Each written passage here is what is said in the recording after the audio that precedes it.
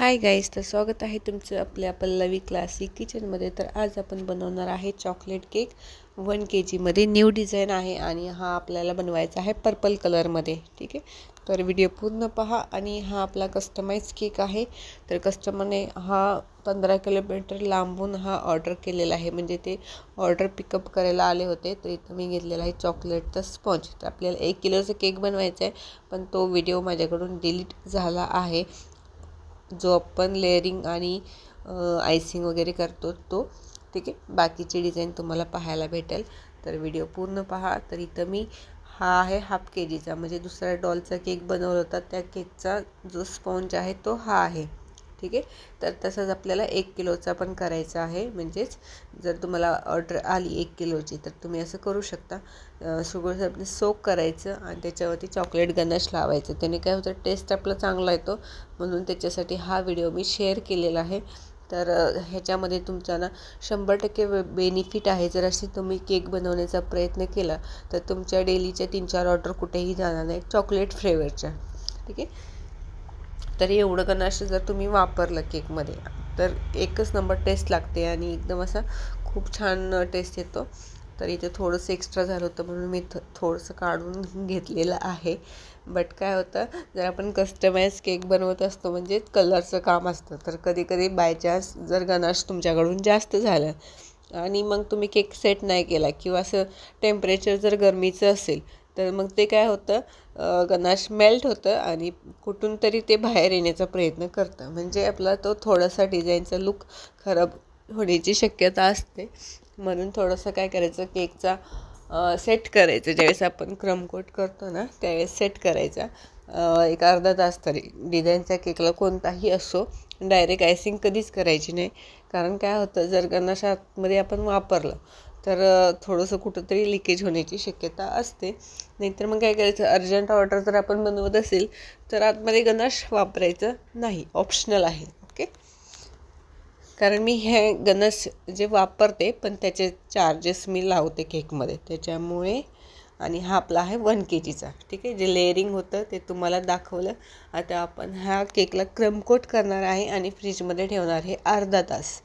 ठीक आहे, कारण आपण करणार आहे केकला डिझाईन म्हणजे कस्टमाइज केक आहे, डिझाईनचं काम आहे, कलरचं काम आहे, त्याच्यामुळेच.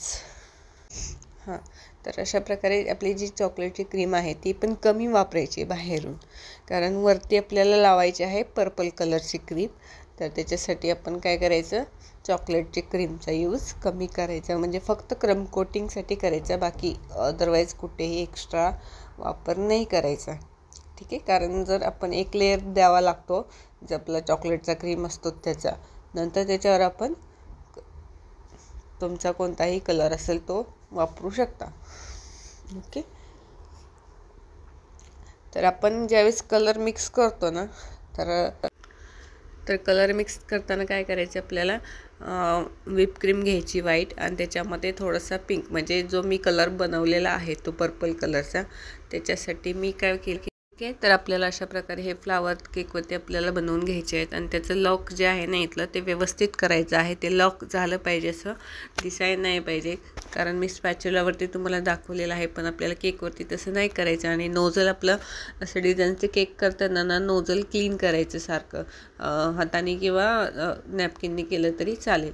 ठीक आहे, तर अशा प्रकारे आपल्याला पूर्ण लुक केकला द्यायचा आहे. असं हाफमध्ये कवर करायचा आहे तो, आणि नंतर तेच फ्लावरचे खाली घ्यायचे.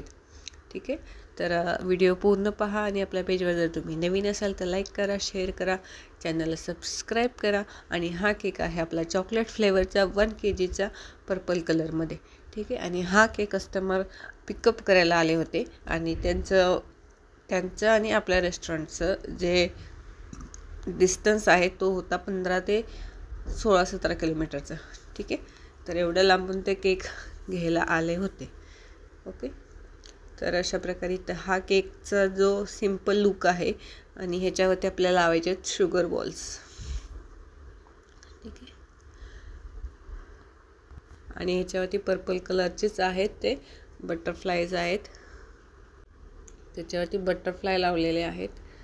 ठीक आहे. तर हे बटरफ्लाय मी बनवलेलं आहेत ग्लॉसी प्रिंटपासून. तर त्याच्यासाठी काय करायचं आपल्याला, गुगलवरून किंवा पिक्सार्ट ॲपवरून आपल्याला सगळे हे प्रिंट काढून घ्यायचे असतात. म्हणजे पिक्सार्ट ॲपमध्ये आपल्याला एडिट करायचं असतं आणि त्याच्यावरती पेपर सिलेक्ट करायचं, त्याच्यामध्ये इमेज ॲड करायचे, जे जे आपल्याला केकचे म्हणजे बटरफ्लायचे कलर डिझाईन हवे असतील ते तसं ते करत जायचं आणि त्याच्यानंतर ते कट करायचं आणि थोडंसं स्टोअर करून ठेवायचं. जर तुमच्या आउटलेटमध्ये हा डिझाईन असेल तर ठीक आहे. जो तुमच्याकडे डिझाईन असेल किंवा कस्टमरने फोटो पाठवला की मला हा केकचा डिझाईन असा हवा आहे, तर तुम्ही जर त्याच्यावरती कस्टमाइज असे बटरफ्लायज म्हणजे ग्लॉसी प्रिंटपासून करू शकता.